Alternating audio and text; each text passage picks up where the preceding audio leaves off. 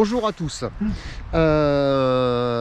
Donc là aujourd'hui vidéo un peu spéciale, frelon d'accord, mais en fait je vais présenter quelqu'un qui mérite à être connu, que vous connaissez peut-être, en tout cas qui travaille un peu dans l'ombre mais de plus en plus à la lumière. C'est Eric Darouzé, donc qui va se présenter lui-même, mais vous savez bien comment je suis, je papote, qui a une chaîne YouTube qui est pas mal du tout et qui travaille, en fait c'est à lui de parler maintenant, hein. Voilà, Eric, à toi. Je te remercie Étienne.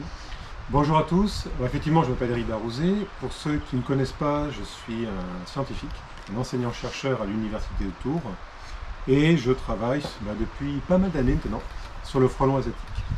Donc pour étudier le bestiau et surtout essayer de trouver des solutions de lutte raisonnables, sélectives contre cette espèce invasive.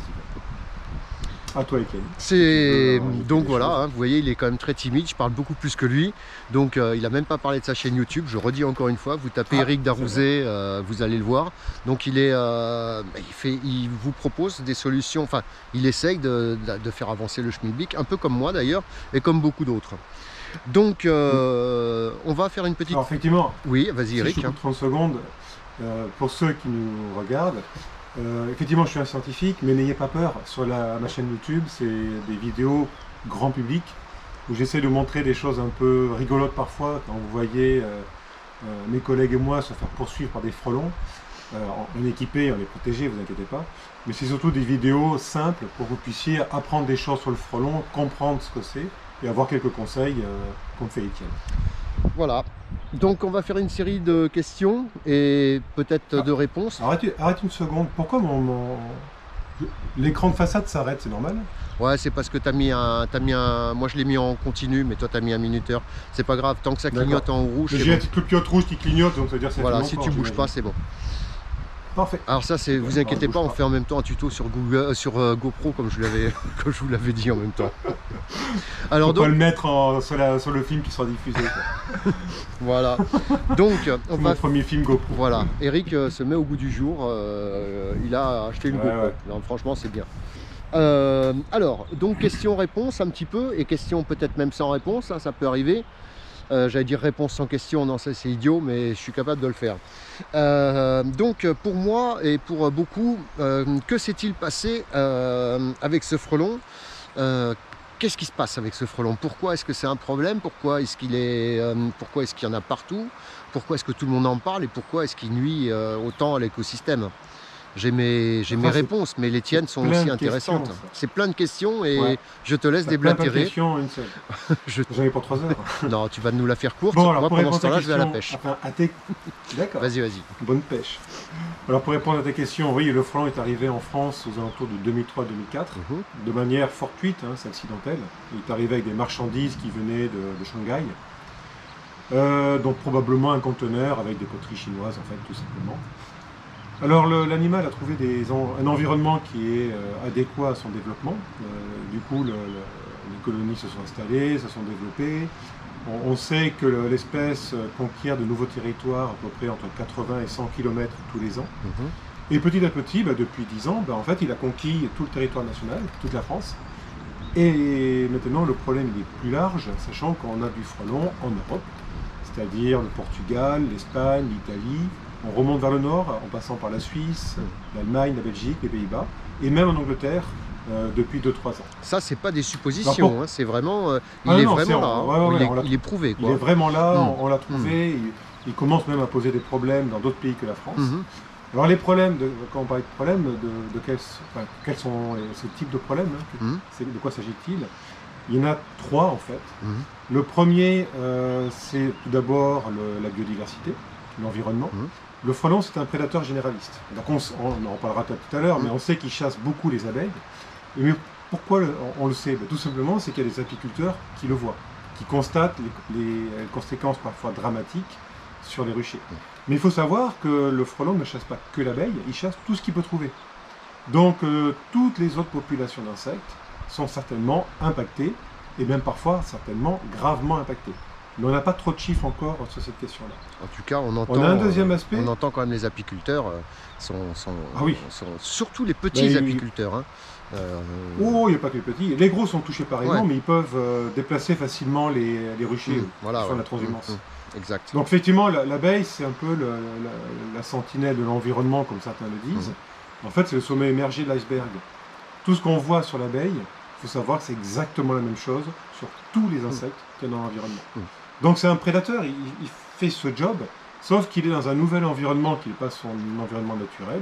Donc lui, il n'est pas aussi bien contrôlé par d'autres espèces comme en Asie. Mais ça, on en reparlera après. Le deuxième problème dont on parlait, il y a aussi le côté, nous, santé humaine. Le frelon, c'est un insecte piqueur, comme les guêpes, etc., les abeilles. Et un certain nombre de personnes ont été piquées par ce frelon, avec tous les niveaux de conséquences, c'est-à-dire de la simple douleur, parce que ça fait mal. Je te confirme. Tu peux confirmer, je pense. Ouais. Donc la simple douleur, mais sans plus, jusqu'au cas extrême, c'est-à-dire la personne qui décède, malheureusement, parce qu'elle a fait un choc anaphylactique, elle était allergique au venin des minotaures. Et on a tous les intermédiaires entre simplement une tache rouge ou une zone de nécrose, un gonflement localisé, ou alors quelqu'un qui tombe dans les pommes, qui fait des malaises, etc. Donc en fait, c'est dangereux. On a un autre aspect qu'on a montré tout récemment, c'est que le frelon est capable de projeter un liquide dans les yeux. De tous les opérateurs d'entreprise 3D ou un apiculteur qui a une combinaison de protection évidemment, qui essaye d'éliminer une colonie.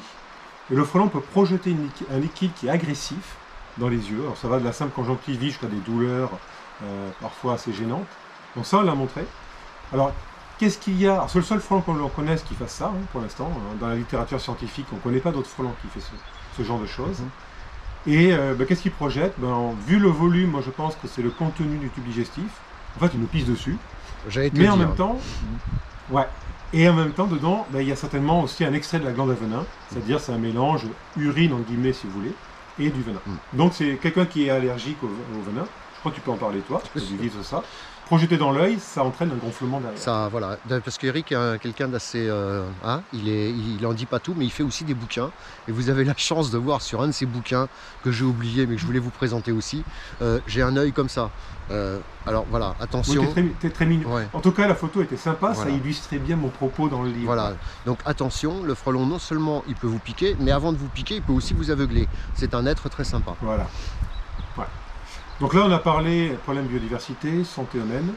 On a un troisième problème qui est économique. Tout simplement, c'est que la présence du frelon peut impacter nos activités. Alors, le premier secteur qu'on connaît bien, c'est le secteur apicole. C'est tout ce qui est activité des apiculteurs pour produire du miel et les autres produits de la ruche. Tout simplement parce que les abeilles sont chassées par le frelon. Donc on a ce secteur-là qui est touché. On a aussi le secteur agricole, c'est-à-dire qu'on sait que le frelon peut aller sur des cultures de fruits, notamment, des petits fruits rouges ou même des pommes ou des poires.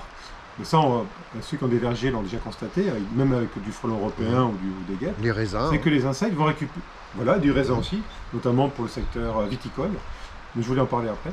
Mais en fait, quel que soit le fruit, le frelon va dessus pour récupérer du sucre. Parce qu'effectivement, c'est un prédateur généraliste, mais il a besoin de sucre aussi dans son alimentation. Donc il va récupérer du sucre sur les fruits, donc ça dégrade les fruits. La conséquence, c'est que les fruits derrière vont pourrir. Donc au niveau des parcelles cultivées, on a une baisse de rendement, on a une baisse de qualité, parce que certains fruits pourrissent, et c'est pas de la pourriture noble, notamment quand on parle du vin. Donc on a certaines activités agricoles qui peuvent être touchées.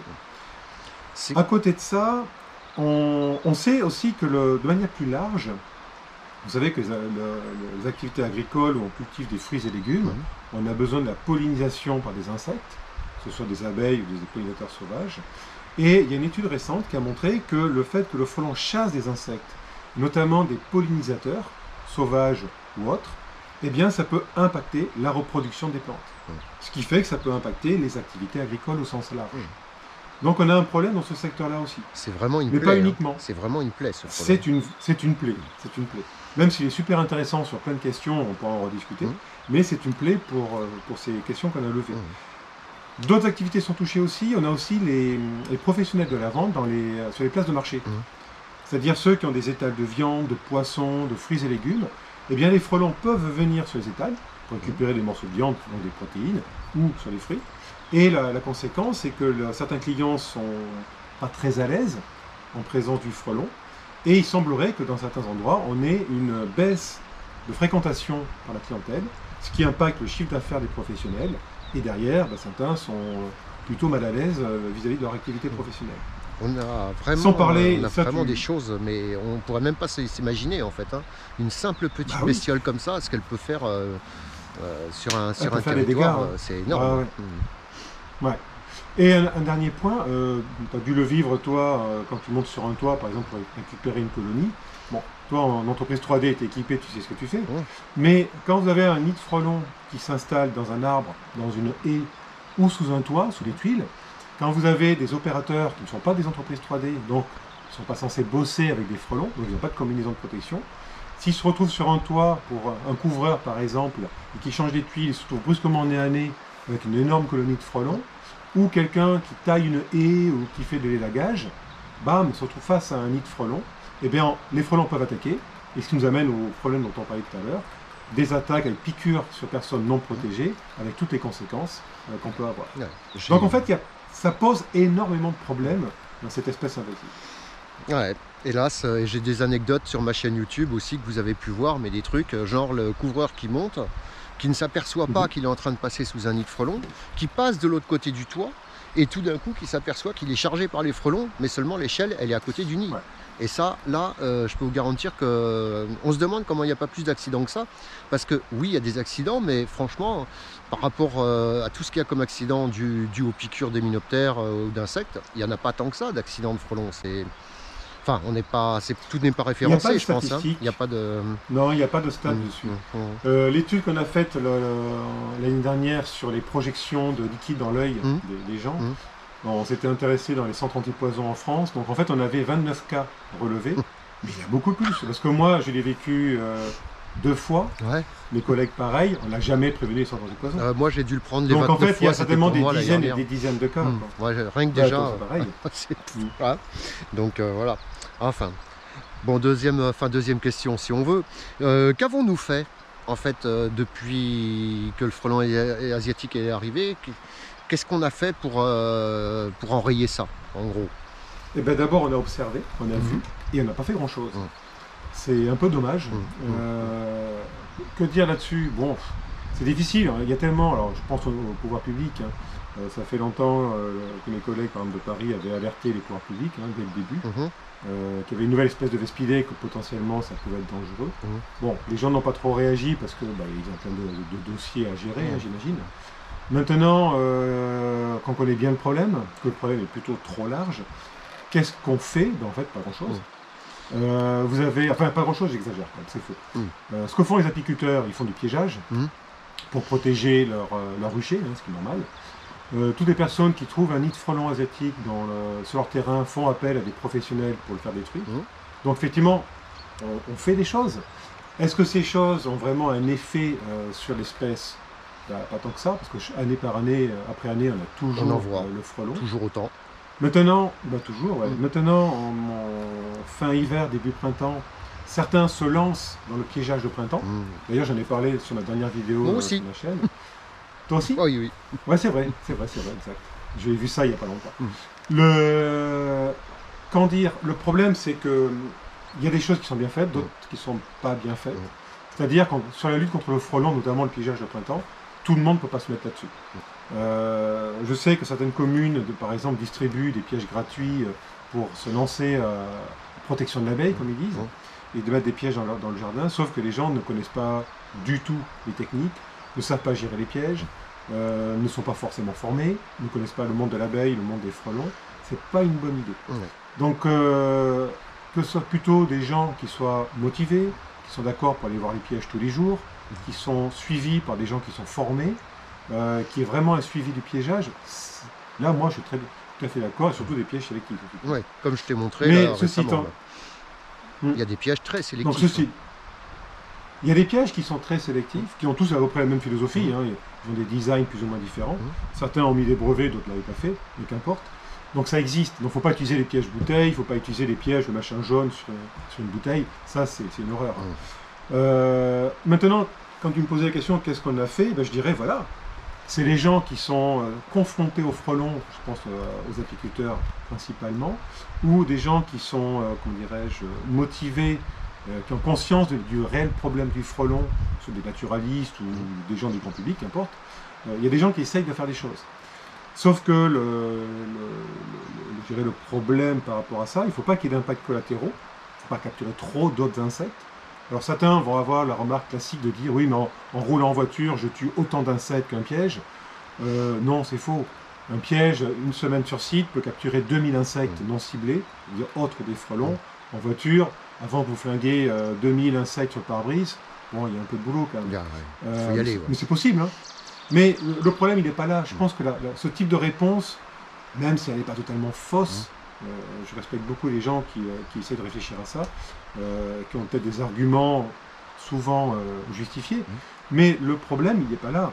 C'est que, même si c'est vrai, on en rajoute une couche. Voilà, c'est ce que j'allais dire. On rajoute 2000 insectes un piégeage de plus. Non maîtrisé. Mais voilà, on sait qu'il y a un énorme problème de baisse de population d'insectes en Europe. Alors lié aux pesticides, lié à plein d'activités humaines, etc.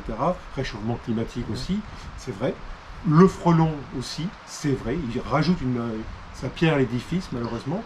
Mais les gens qui font du piégeage inconsidéré, mal maîtrisé, non sélectif, en rajoutent une couche. En plus. Et ça, c'est dommage.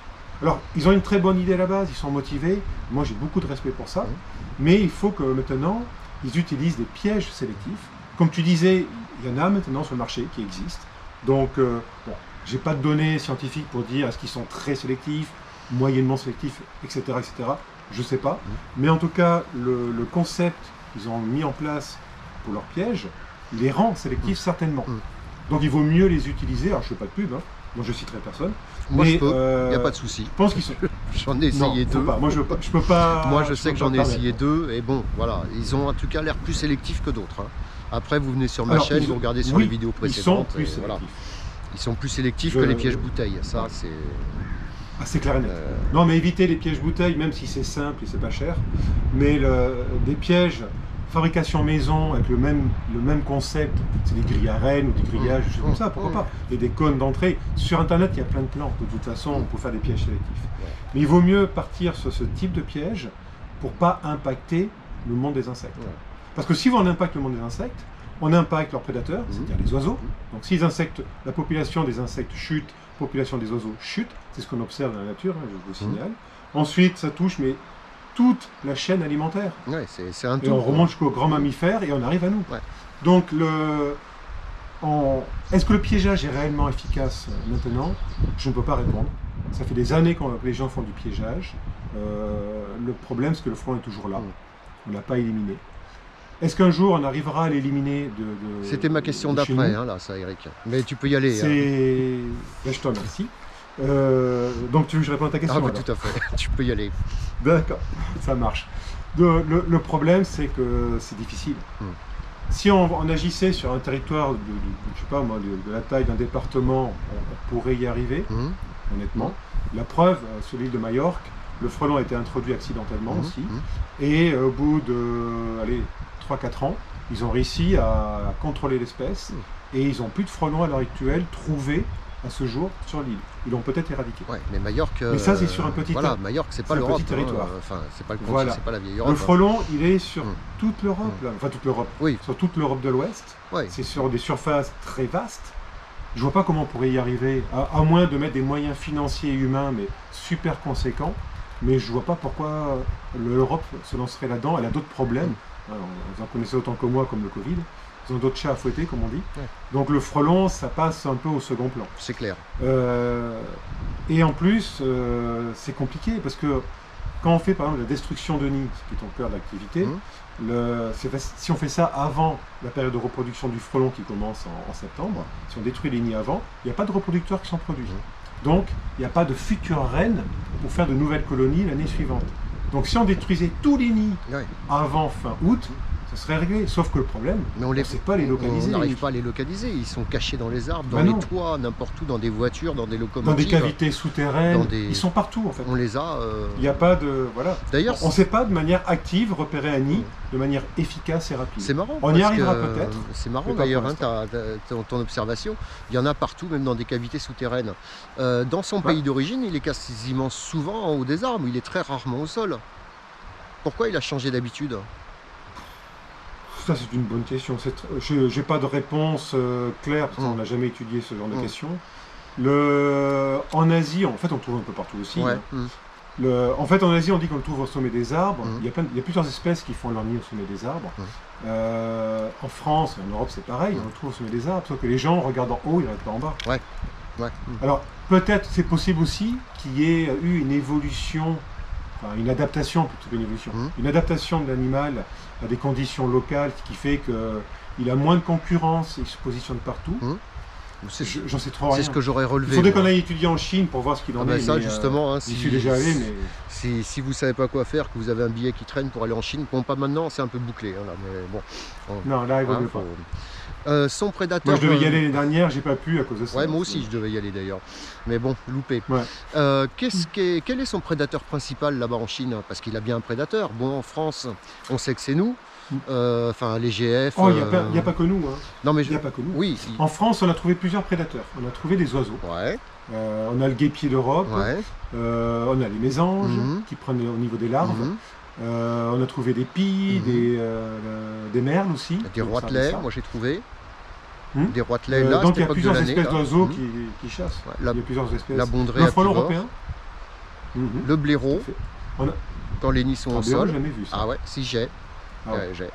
D'accord. Et le blaireau, quand il est à ras du sol, il adore les guêpes, etc. D'ailleurs, il fait des gros dégâts pour nous. Quand vous avez un nid de guêpe et puis d'un coup vous trouvez un trou, vous avez vu ce que ça donne, j'en ai fait l'année dernière. Ils adorent les nids de guêpe et les nids de frelons, pareil. Donc voilà, ils adorent les larves. Pas vu, ça. C'est pas filmé encore, mais j'y travaille. Faut que je trouve le nid de frelon et après il faut que je trouve le blaireau. Alors ça, c'est plus complexe. Enfin, d'empêche que oui, donc pour l'instant, en France, il n'a pas de prédateur. Pour la Chine, comme tu me posais la question, on ne sait pas. Il n'y a pas encore d'études qui ont été faites sur le Vespa velutina, qui est notre espèce invasive en France. En Chine, ça n'a pas été étudié. En Chine, ils ont jusqu'à plus d'une dizaine d'espèces de frelons. Et on a le plus gros frelon au monde, qui est Vespa mandarina. Donc les gens s'intéressent plutôt à Vespa mandarina ou Vespa soror, qui sont des gros frelons grands comme ça, plutôt que le velutina, qui est un petit frelon. Ouais, qui ne les intéresse pas plus et que ça. En Chine, ben non, enfin ça les intéresse, parce qu'ils recherchent les nids, c'est pour manger les larves et les nymphes dans les restaurants. Il y a un marché énorme là-dessus. Mais l'animal en lui-même, il n'y a pas beaucoup de scientifiques qui s'intéressent à ça. Les restaurateurs, quand vous aurez pu rouvrir, peut-être qu'il y a un marché à prendre, j'en sais rien. Et en plus, j'avais fait un film là-dessus. Il y a différents types de plats à base de larves et de nymphes de frelons. Bon, il y en a qui sont pas trop top. Une omelette avec des larves, c'est pas génialissime.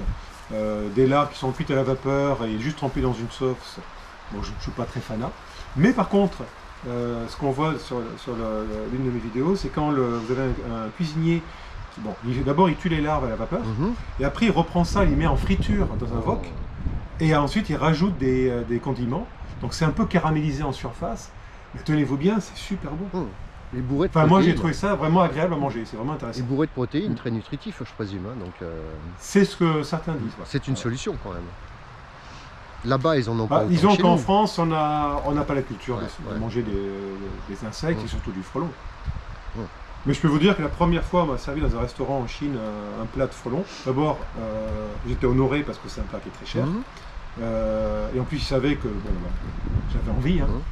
C'est mon modèle de recherche. Je suis passionné par le frelon, donc de manger mon modèle, ça me faisait bien marrer. Et j'avais pas de barrière psychologique. Moi, j'aime bien tester plein de choses. Donc, j'ai goûté avec curiosité. Mais c'est vrai que c'est bon. Ouais, ça m'étonne pas. Je me suis resservi, honnêtement. Moi, tous les convives, c'était pareil. Les Chinois sont très friands de ça. Moi, j'aime bien l'entrecôte, le magret, des trucs, les frites. Mais c'est... Voilà, j'ai goûté. Un confit de canard. Voilà, bon petit confit de canard. Des pommes sarladelles. Ah, ça c'est excellent. C'est peut-être mieux, je préfère. Voilà, ça part un peu sur le culinaire, mais bon, c'est... Voilà. D'empêche que, donc on voit quand même que le frelon, on va vivre avec, on va apprendre à vivre avec, enfin on essaye d'apprendre à vivre avec. Nous, on continue à le chasser, tout en sachant qu'on ne va pas l'éradiquer, mais c'est vrai que quand même, nous, on a quand même constaté sur certaines certaines grandes villes qu'il y a un impact qui diminue chaque année. Maintenant, on peut pas le voir sur 10 ans, il faudrait le voir sur 30 ans, je pense. Est-ce que vraiment ça a un impact? Parce que je pense que peut-être que l'année prochaine ou cette année, on va tripler le chiffre, on n'en sait rien. Mais des fois, on s'aperçoit quand même qu'en chassant correctement le frelon, moi sur Toulousette l'année dernière, j'ai eu un seul tout petit nid de frelon comme ça. Bon, après, Toulousette, c'est un peu enclavé, c'est le plus beau village des Landes, c'est un peu enclavé par rapport... Il n'y a rien autour, et c'est vrai que l'année dernière, on n'a pas eu de frelons. On a un peu piégé, mais sans plus, hein, on a chopé quoi, 50 rennes chacun, là. Et puis, bon, il y a eu un peu de frelons sur les rues chez Anthony. Moi, sur les miennes, il y en a eu 0, donc voilà. Bon, on voit quand même que quand il arrive sur un nouveau territoire, il est très présent. Mais nous, dans les Landes, ça fait plus de 10 ans qu'il est là. Ça fait 15 ans, 13 ans à peu près. Nous, franchement, le frelon, on en a, c'est pas en augmentation, pas chez nous, quoi. Il y en a, mais... C'est super aléatoire, en fait. On s'est rendu compte que... Alors, quand le frelon arrive dans un nouveau département, par exemple, on a une augmentation du nombre de colonies année par année. Et ça peut être une croissance exponentielle, hein, ça va assez vite. Hein. Si je vous donne l'exemple du département de la Manche, en 2018, ils sont montés à 6000 colonies sur le département. Mais c'est extrêmement variable d'une année sur l'autre. On a des années, comme ça les anciens le savent bien, hein, ils le disent, on a des années avec frelons et des années sans frelons.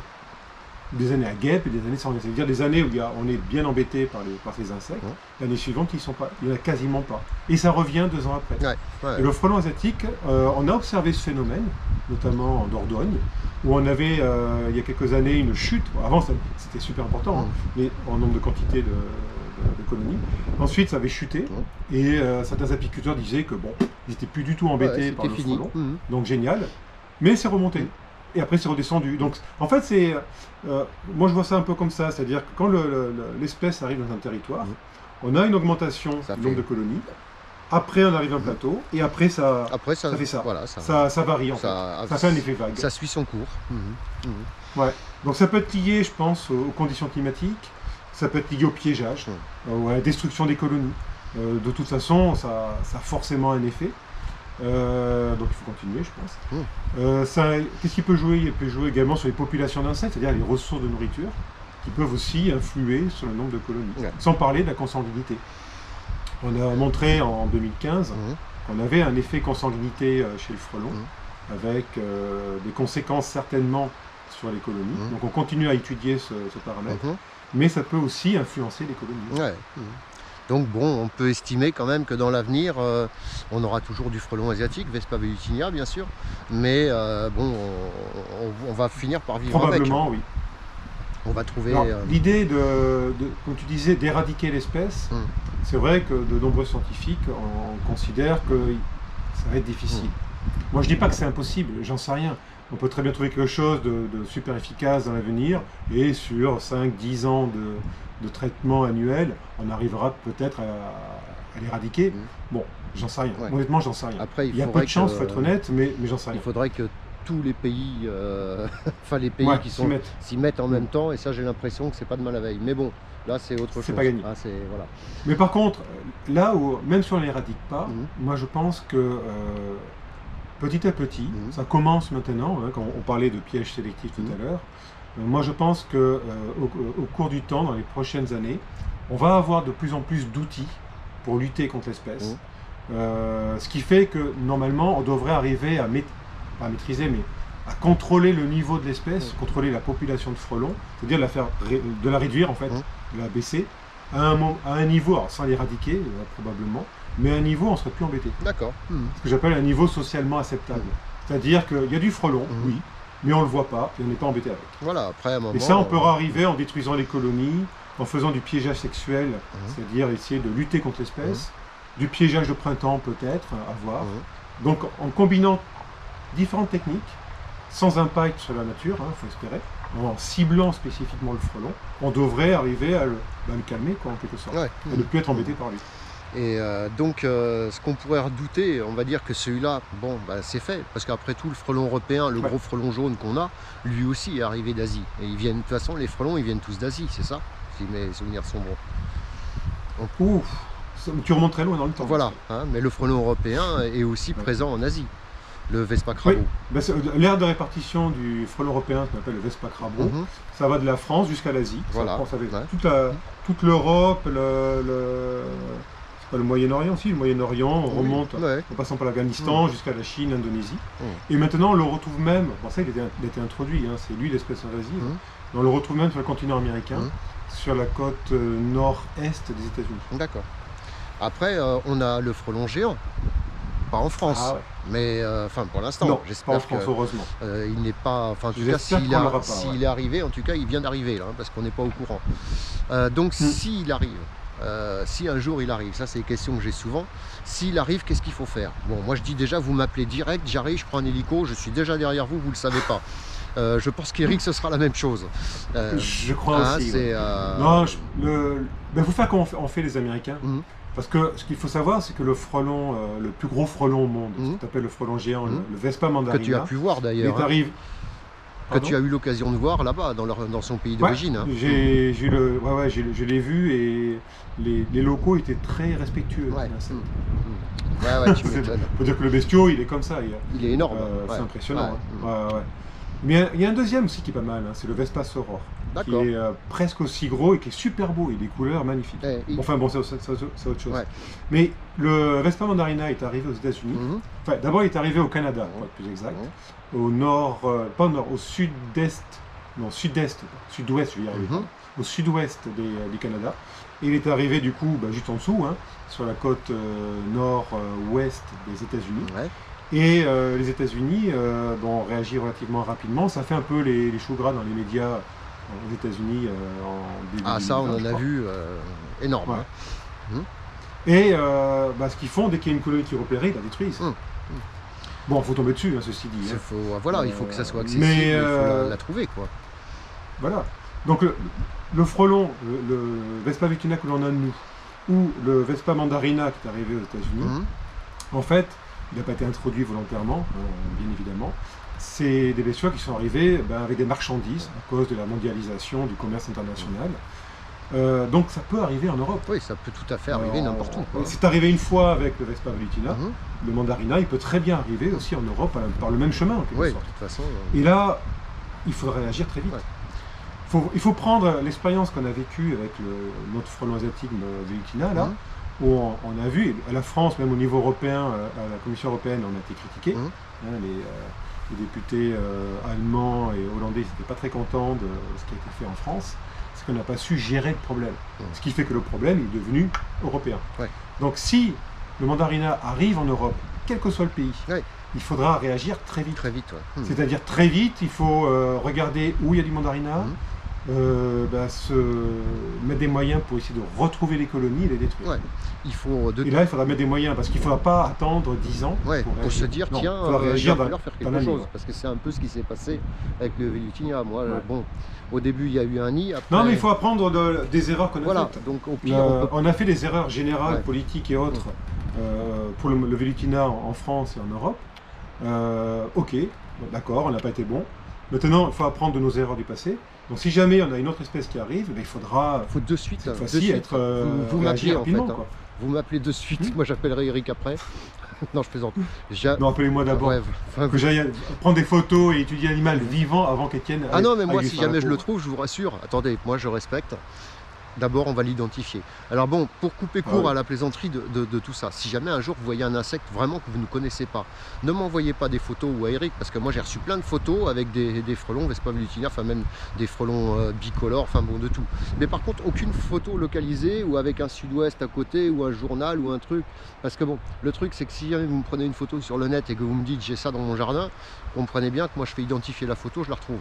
Donc voilà, essayez de faire des photos intelligentes, parce que c'est comme ça qu'on va le savoir. Si jamais un jour quelqu'un trouve un frelon, dans les médias, le premier frelon qui a été trouvé, ça a été quelqu'un qui a trouvé un frelon, je sais plus, dans une penderie, si mes souvenirs sont bons, et qui a dit attendez, ça c'est un truc machin. Mais bon, il faut n'envoyer pas n'importe quoi comme photo. Et le frelon mandarinien, c'est un petit moineau, donc vous pouvez pas vous tromper. Si jamais il y en a un. Un petit moineau, c'est mon pouce. En fait. Voilà, c'est un petit. Tout petit en moineau. Ouais, c'est un troglodyte, quoi. C'est un bébé moineau. C'est un grand troglodyte, quoi. Voilà. Non, mais ceci dit, et c'est là où tu as raison, Étienne. Si quelqu'un observe un vespidé, c'est-à-dire une grosse guêpe, un gros frelon qui semble sorti de l'ordinaire, il ne faut pas qu'il laisse tomber, il faut qu'il prenne une photo et qu'il contacte des gens qui pourront l'identifier. Dans toutes les régions, vous avez des gens qui sont des naturalistes, des gens qui sont spécialisés, qui connaissent beaucoup le monde animal et le monde des insectes. Et si jamais ils ne savent pas, ils vont contacter des gens qui pourront les aider. Voilà. Donc il ne faut pas hésiter. Il ne faut vraiment pas hésiter. Mais par contre, attention, il y a plein d'insectes qu'on peut confondre. Le scolie des jardins, par exemple, qui va arriver au mois de juin. La scolie, par exemple. Voilà. La scolie est... Donc c'est un gros bestiau un peu sombre avec 2 taches jaunes sur le dos. Et puis surtout avec une tête orange pour la femelle. C'est gentil. Bon, j'en parle assez dans ma chaîne, c'est complètement inoffensif. Et après, vous avez il ne faut pas y toucher, mais il faut le protéger. Vous pouvez y toucher, moi j'en ai pris dans mes mains. Non mais embête pas les animaux, il faut les laisser tranquilles. Ah oui, non mais voilà, c'est juste pour montrer que c'était inoffensif. Parce que ça c'est pareil, du frelon, j'en ai au moins 30 là. Qu'est-ce qu'ils font? Ils tournent autour d'une souche. Ok, bonne journée monsieur, au revoir. C'est complètement inoffensif. Voilà. Après, on a aussi le frelon européen. La fondatrice frelon européen est très grosse. On les voit arriver octobre-novembre. Elles sont balèzes, hein. C'est des gros bébés quand même. Hein. Donc ça aussi, les gens les confondent beaucoup. Hein. Ça, c'est, mais bon. Voilà, vous inquiétez pas. C'est normal, on ne peut pas tout connaître, chacun a sa spécialité, son niveau de connaissance. Mais quand vous rencontrez un insecte, vous ne savez pas ce que c'est, eh bien vous le prenez en photo, ne le capturez pas, c'est pas la peine. Non. Vous le prenez en photo, si vous pouvez évidemment. Regardez sur internet si vous trouvez des choses qui ressemblent, déjà ça va vous aider assez rapidement. Et si jamais vous n'y arrivez pas, eh bien vous contactez soit un laboratoire spécialisé en entomologie, vous avez l'OPI à Paris, qui est un organisme de protection des insectes, de l'environnement, ils sont super calés. Vous pouvez contacter plein de gens qui ont des compétences ou qui sauront faire appel aux compétences pour vous aider à l'identification. Enfin, en gros, et en plus, je peux vous dire, les gens seront très contents de vous aider. En gros, vous m'appelez à moi et après je dispatche. Ne vous inquiétez pas. Si vous voulez. Je plaisante, mais n'empêche que je serais quand même curieux d'aller voir ça. Bon, donc je pense qu'on a fait à peu près le tour, mais il y a quand même quelque chose. Est-ce que le frelon asiatique Vespa blitinia est plus dangereux que ses congénères, le frelon européen, la guêpe ou même l'abeille, pourquoi pas qu'est-ce qu'il a? Pourquoi on en fait un foin comme ça? Est-ce qu'il est plus dangereux que les autres? Alors, honnêtement, oui. On va dire qu'il est plus dangereux, mais pas forcément pour une histoire de venin. Quelqu'un qui est allergique à un venin d'hyménoptère, s'il est piqué par un bourdon, une abeille, une guêpe, un frelon, le frelon asiatique, il va réagir plus ou moins pareillement. Donc en fait, le danger d'une piqûre du frelon asiatique sur vous et moi, ça va dépendre de vous et moi, pas du frelon. Et de l'endroit où c'est piqué. Ça c'est un deuxième temps. D'abord, parlons d'abord du venin, c'est-à-dire sur l'effet du venin. C'est notre seuil de sensibilité qui va entraîner une différence, c'est-à-dire une réaction plus ou moins importante. Ensuite, et tu as raison, c'est l'endroit où on est piqué. C'est-à-dire que si on est piqué sur le bras, bon, ok, ça peut gonfler, ça peut rester limité si on n'est pas trop, on réagit pas trop. Si on est piqué au niveau de la gorge, ça peut être une autre affaire.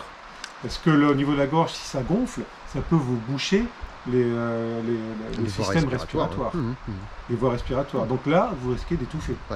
Donc, une chose qu'il faut absolument dire, je pense, en termes de conseils, c'est que si vous êtes piqué par un hyménoptère piqueur, quel qu'il soit, une guêpe, un bourdon, une abeille, etc., ou même le frelon asiatique, je dirais c'est jamais anodin. C'est-à-dire que si vous êtes piqué, pendant 48 heures, il faut surveiller. Et si la personne qui a été piquée, la victime, a quelque chose qui ne va pas bien, du genre des mal de tête importants, ou elle se sent très fatiguée, ou il a un peu de mal à respirer, il ne faut pas tergiverser, vous faites le 18. Vous appelez les urgences, vous présentez le problème aux médecins que vous allez avoir, et eux vont prendre une décision adaptée au cas. Dans les 3 numéros d'urgence. Ne restez pas comme ça en disant ça va passer. Non, faites le 18. Ne faites pas le 112, j'allais dire. Non, je veux dire le 112, on peut le faire si on est avec un téléphone portable.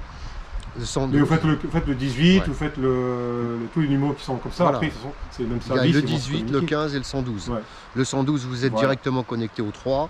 Le 18, vous êtes connecté au pompier et directement à un médecin derrière.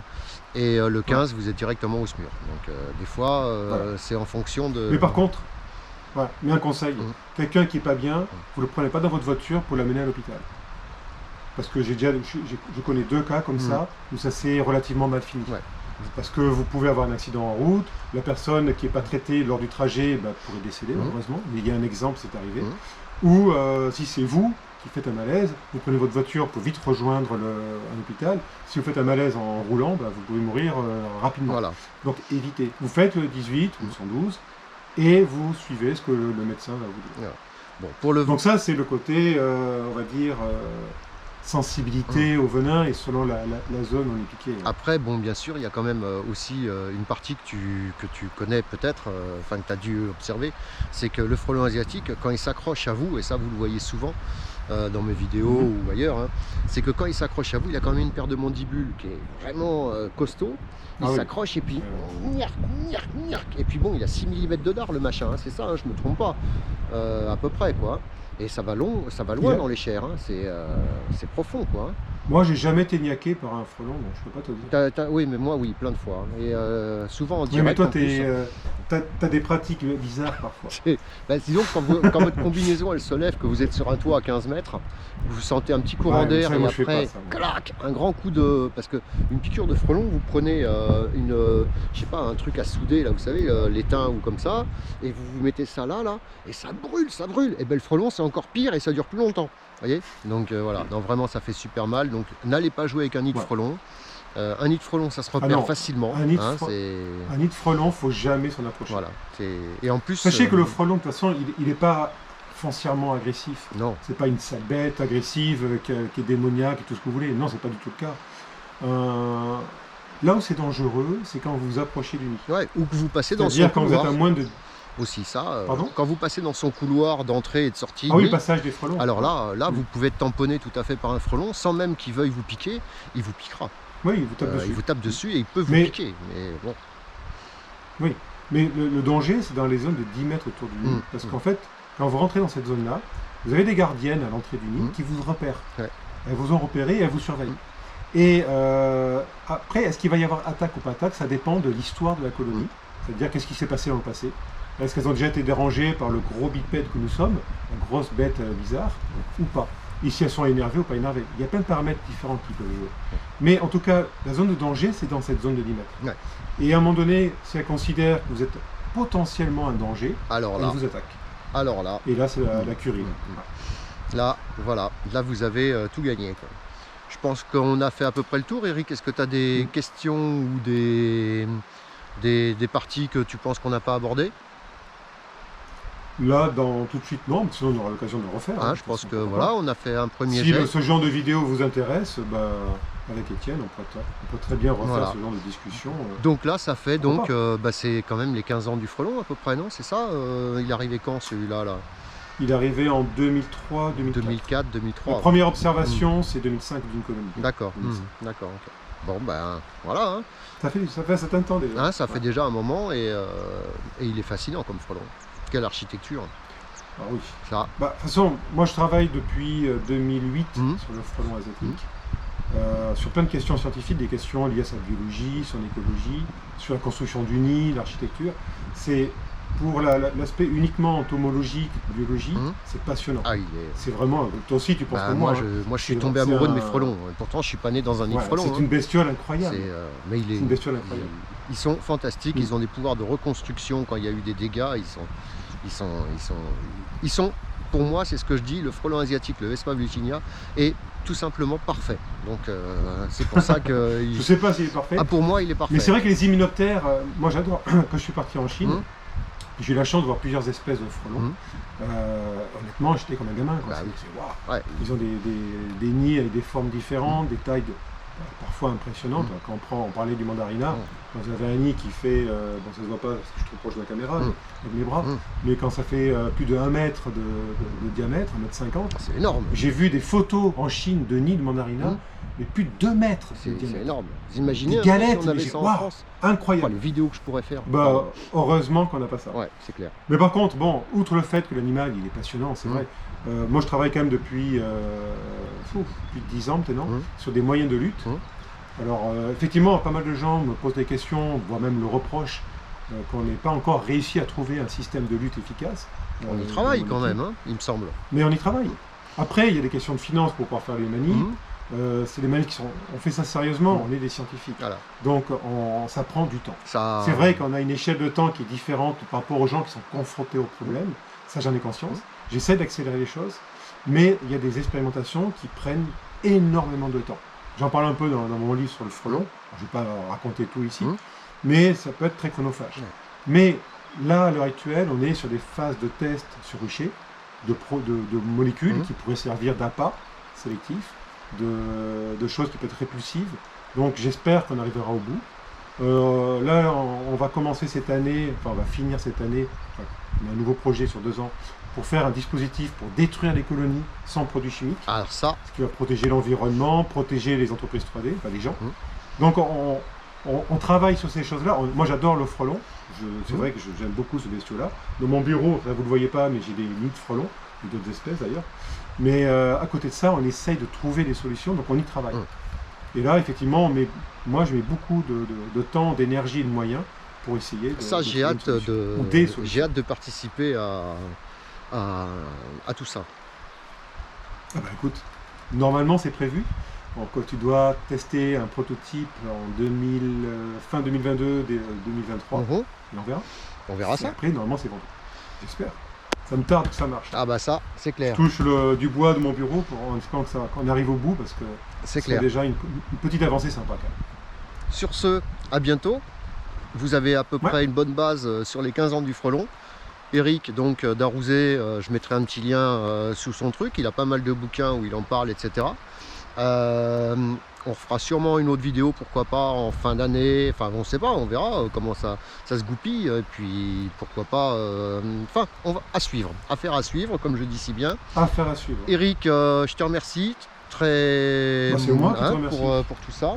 Toujours un plaisir d'échanger sur notre cher collègue, enfin pas collègue, notre cher insecte plutôt, qui est si... Par contre, on aime cet insecte et on veut lui faire la peau. Ben oui, mais après, hein. c'est vrai, mais on veut lui faire la peau, Après il faut, voilà, hein, on n'a pas le choix, quoi. Ouais, il faut qu'on trouve une solution. Faut qu'on trouve une solution. On y travaille. À bientôt. Bye bye. La suite au prochain numéro. Ciao, ciao. Ciao.